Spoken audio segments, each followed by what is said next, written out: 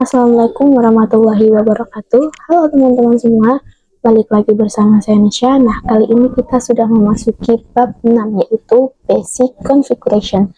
Nah, apa saja materi di bab 6 ini?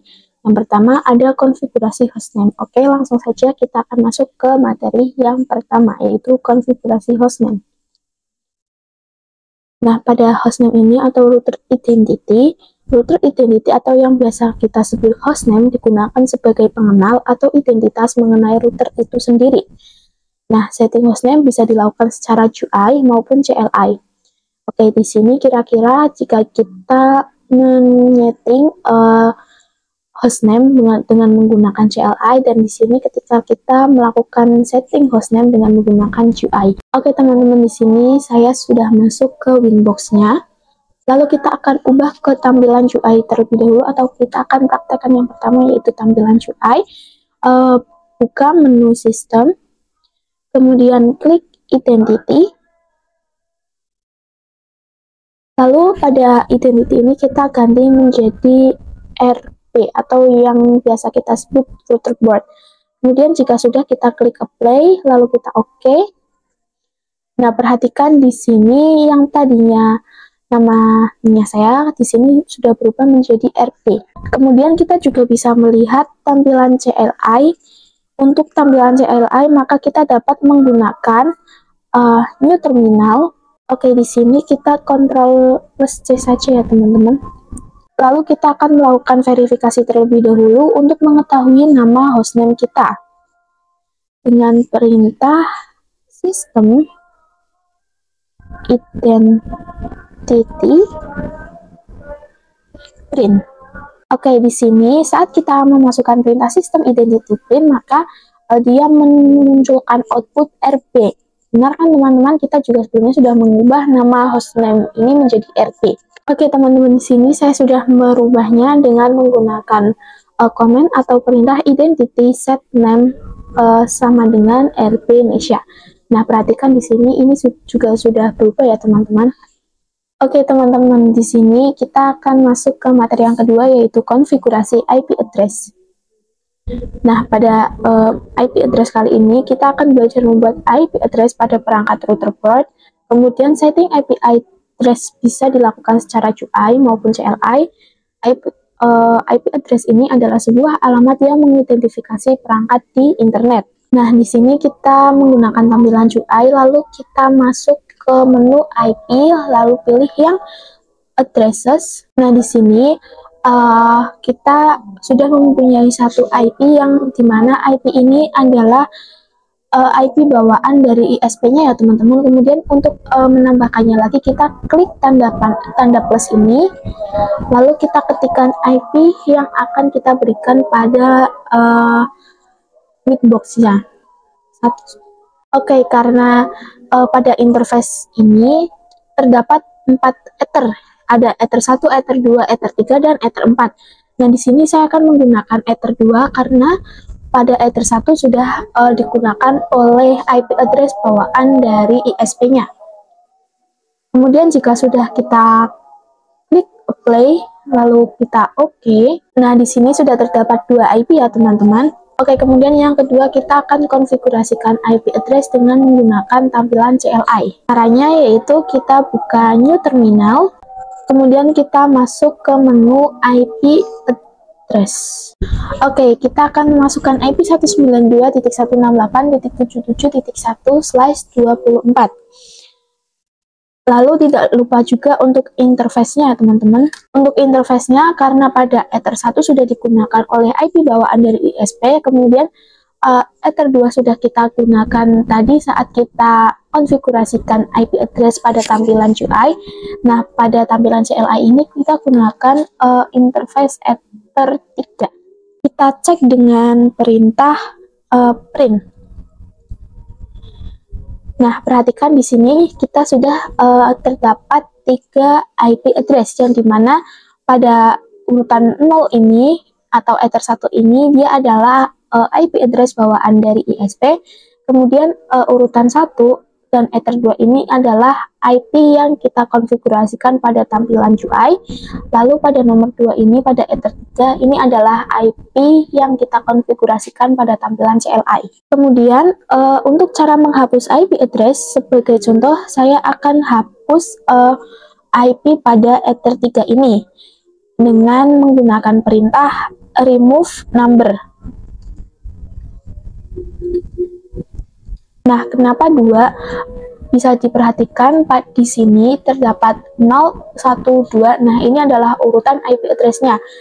Nah, di sini pada Ether 3 adalah urutan nomor 2, maka kita tuliskan number 2. Lalu jika sudah kita klik enter, kemudian kita cek lagi dengan perintah print. Nah, maka di sini IP pada Ether 3-nya sudah terhapus ya teman-teman. Selanjutnya, mendisable dan enable IP address. Nah, disable sendiri adalah sebuah IP address yang berada di suatu Ethernet, namun statusnya tidak aktif. Jika dengan cara GUI, teman-teman dapat saya close terlebih dahulu. Jika cara GUI, teman-teman dapat menghapusnya atau mendisable-nya dengan menu IP, kemudian addresses, kemudian cara agar menonaktifkannya yaitu dengan menekan tanda silang di atas ini, dan jika ingin mengaktifkannya kembali, maka klik tanda centang di atas ini.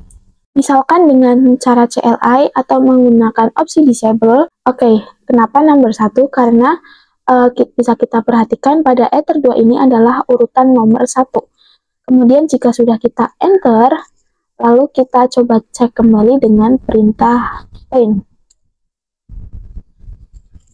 Nah, perhatikan di sini ini terdapat tanda silang yang artinya IP address pada Ether 2 ini sudah berhasil kita disable. Untuk mengaktifkannya kembali kita bisa berikan perintah enable number 1. Nah, di sini sudah keluar outputnya. Pada Ether 2 ini IP address-nya sudah aktif kembali ya teman-teman. Selanjutnya adalah cara mengedit atau memodifikasi IP address. Misalkan di sini saya salah masukkan IP dan akan saya edit. Gunakan opsi edit atau opsi set dengan ketikan perintah. Kemudian jika sudah, lalu kita berikan perintah lagi set number 1. Kita bisa mengetikkannya kembali atau memberikan perintah set number 1 address, lalu IP yang akan kita edit. Di sini saya akan menggantinya menjadi 192.168.99.1/24. Jika sudah, bisa kita enter, lalu kita cek dengan perintah print. Nah, perhatikan di sini pada Ether 2-nya bahwa IP address-nya sudah berubah menjadi 192.168.99.1/24 yang tadinya 192.168.88.1/24. Teman-teman, kita masuk ke materi yang ketiga, yaitu trick about CLI. Jadi pada materi ketiga ini kita akan mempelajari mengenai trick about CLI, yang dimana kita akan mempelajari CLI lebih dalam. CLI hampir sama dengan Linux, hanya saja perintah-perintah yang dijalankan itu berbeda. Misalkan di Linux itu kita ingin melihat sebuah direktori. Nah, kita hanya perlu mengetikkan perintah cd, sedangkan di MikroTik ini hanya perlu memberikan perintah garis miring dan nama tujuannya saja, dan penyebutannya pun kita bukan direktori melainkan menu. Misalkan di sini saya akan masuk ke sistem, kita bisa ketik garis miring, kemudian kita tuliskan sistem. Nah, kita sudah berada di menu sistemnya ya teman-teman. Lalu kita akan masuk ke identity dengan ketikan perintah identity. Lalu jika sudah kita enter, nah kita sudah masuk di menu sistem identity. Untuk kembali ke menu utama, kita dapat gunakan perintah atau komen garis miring, kemudian kita enter. Nah, ini kita sudah keluar dari menu sistem identity-nya ya teman-teman.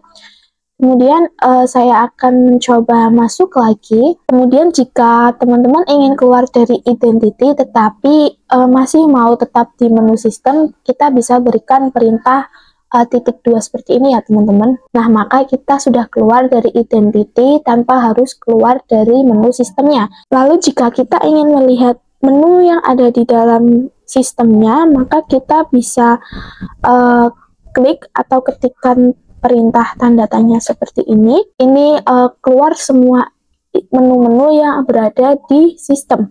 Oke teman-teman, kita akan masuk ke materi yang keempat, yaitu IP service. Nah, IP service merupakan berbagai cara atau untuk masuk login ke dalam router OS.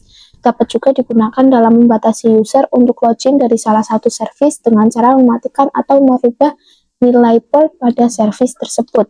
Oke, langsung saja kita buka Winbox-nya terlebih dahulu. Kemudian kita ke menu IP, lalu pilih yang service. Nah, pada IP service ini terdapat SSH, Telnet, Winbox, dan port default-nya masing-masing. Oke, kemudian pada IP service lab, kita akan mendisable semua service kecuali SSH dan Winbox. Merubah port SSH menjadi 9022 dan Winbox menjadi 3000. Login kembali ke router menggunakan default port, lalu login kembali ke router menggunakan port yang sudah dirubah. Oke, lalu kita buka Winbox-nya lagi ya teman-teman, kemudian ke menu IP, lalu ke menu service. Nah, di sini kita akan mendisable semua service-nya kecuali SSH dan Winbox. Kita disable dengan cara klik satu kali pada name-nya, kemudian kita klik tanda silang atau disable. Kita disable satu persatu ya teman-teman.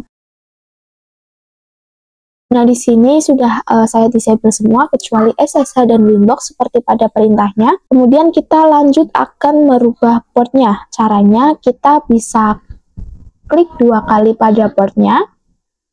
Lalu pada SSH ini yang port defaultnya adalah 22, kita akan ubah menjadi 9022. Nah, tapi di sini saya pada available form-nya saya kosongkan ya teman-teman. Kemudian jika sudah, kita klik apply, lalu kita OK. Lalu pada Winbox-nya juga kita akan ubah portnya, kita klik dua kali. Pada port Winbox ini defaultnya adalah 8291, kita akan ubah menjadi 3000. Lalu available form-nya di sini saya default, lalu apply. Nah, di sini pada SSH portnya sudah berubah, pada Winbox juga portnya sudah kita ubah. Selanjutnya kita akan uji coba untuk login. Oke, lalu di sini saya akan mencoba login kembali menggunakan port default. Untuk menambahkan port, kita bisa tambahkan titik 2 atas bawah seperti ini. Lalu kita masukkan portnya. Kita masukkan port defaultnya terlebih dahulu. Kita coba pada Winbox ini port defaultnya adalah 8291. Kemudian kita connect. Nah, maka ini tidak bisa ya teman-teman karena sebelumnya portnya sudah kita ubah.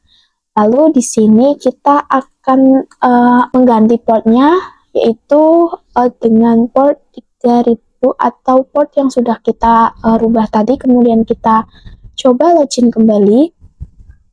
Nah, kita sudah dapat masuk kembali ke Winbox-nya. Oke, kemudian kita masuk ke materi yang terakhir atau materi yang kelima, yaitu router OS Login Management. Nah, pada router OS Login Management ini terdapat router OS Login Management digunakan untuk mengatur siapa saja yang diizinkan masuk ke dalam router. Misalkan sebagai contoh di sini konsol, serial terminal, telnet, SSH, webfig, dan Winbox. Untuk mengatur dan membuat siapa saja yang boleh masuk ke dalam router terdapat dua option, yaitu local database dan radius server. Kemudian manajemen user dapat dilakukan dengan grup profil pengelompokan user menentukan privilege yang bisa diperoleh suatu user. Kemudian pada user sendiri merupakan login, terdapat username dan password dari suatu user. By default, Mikrotik menggunakan user admin tanpa password untuk login. Dapat membuat user baru dan memberikan hak akses yang berbeda terhadap user. Dapat juga melakukan pembatasan berdasarkan IP address yang digunakannya. Nah, grup digunakan untuk memberikan hak akses terhadap user. By default, terdapat 3 grup di Mikrotik, yaitu full yang diberikan semua hak aksesnya, kemudian write diberikan semua aksesnya, kemudian read ada beberapa yang tidak diberikan aksesnya, dan read dapat membuat custom group baru sesuai dengan aturan yang kita inginkan. Oke, di sini saya sudah buka Winbox-nya. Nah, kita akan fokus ke user terlebih dahulu. Kita buka menu sistem, lalu kita pilih user. Nah, di sini hanya terdapat satu user saja, yaitu admin, dengan akses full ya teman-teman.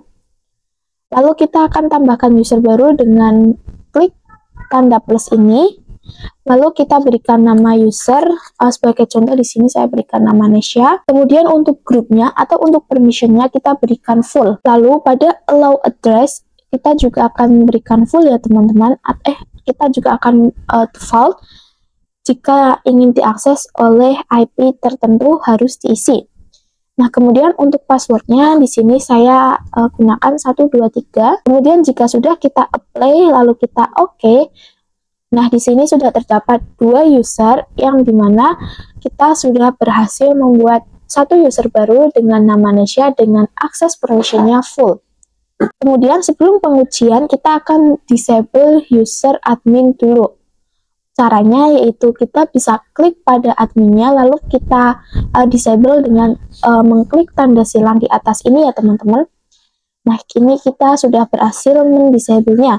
Lalu kita akan melakukan pengujian. Kita bisa pilih ke menu New Winbox. Lalu kita akan masuk kembali. Nah, di sini untuk konektornya jangan lupa kita berikan portnya. Lalu untuk loginnya, karena tadi kita sudah membuat user baru, maka kita loginnya sudah menggunakan nama lain ya teman-teman. Kemudian untuk passwordnya kita berikan 123. Lalu jika sudah kita konekkan, nah ini kita sudah berhasil masuk ke user barunya yaitu user Nesya. Lalu kita akan lanjut ke pembahasan grup. Nah, kita akan buat user baru yang nantinya akan kita coba identikan akses tertentu. Nah, caranya kita seperti tadi ya teman-teman. Lalu untuk grupnya atau untuk permissionnya saya berikan read saja. Lalu untuk passwordnya saya berikan 1234. Nah, kemudian kita akan coba masuk lagi ke user yang ketiga ya teman-teman, atau user Nesya 2. Kita bisa klik New Winbox. Oke, di sini kita sudah berhasil masuk ke user ketiga yaitu user Nesya 2. Oke, karena pada user Nesya 2 ini aksesnya read, maka kita tidak bisa melakukan konfigurasi. Kita coba buka menu IP, lalu pilih addresses. Nah, ini kita tidak bisa melakukan konfigurasi IP atau menambahkan IP ya teman-teman, karena di sini aksesnya atau permissionnya hanya read saja. Oke, kemudian kita akan uji coba user dengan kriteria read. Kita pergi ke menu sistem. Kemudian untuk grupnya atau untuk permissionnya di sini saya menggunakan write. Lalu untuk passwordnya saya gunakan 12345. Lalu kita coba untuk masuk ke user ketiganya dengan New Winbox. Oke teman-teman, kita sudah berhasil masuk ke user ketiganya. Kemudian kita akan buka sistem, lalu kita ke user, maka ini pada user ketiga yang baru saja kita buat tadi atau user Nesya 3 ini tidak dapat menambahkan user lagi ya teman-teman. Tapi jika kita buka menu IP, kemudian ke addresses, nah di sini kita dapat mengkonfigurasikan atau menambahkan IP address-nya. Oke teman-teman, itu dia pembahasan pada bab 6. Oke teman-teman, itu dia materi-materi pembahasan di bab 6 kali ini. Kurang lebihnya saya mohon maaf. Wassalamualaikum warahmatullahi wabarakatuh.